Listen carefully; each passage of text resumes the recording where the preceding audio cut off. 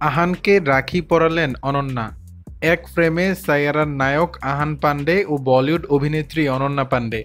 রাখি পূর্ণিমার বিশেষ তিথিতে ভাইয়ের হাতে রাখি পরিয়েছেন অভিনেত্রী।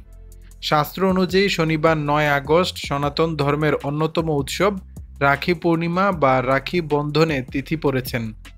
এদিন ভাইয়ের সুরক্ষার জন্য হাতে রাখি বাঁধেন বোনেরা। পারিবারিক আবহে উৎসবটি উদযাপন করছেন বলিউডের দুই সুপারস্টার। সামাজিক যোগাযোগ মাধ্যমে ভাইরাল হয়েছে আহান ও অনন্যার একগুচ্ছ ছবি। এসব ছবিতে দেখা যাচ্ছে তিথিতে বিশেষ পূজা শেষে আহানকে রাখি পরাচ্ছেন অনন্যা। সোশ্যাল মিডিয়ায় অনন্যা ও আহানের ছোটবেলার একটি ছবিও ভাইরাল হয়েছে।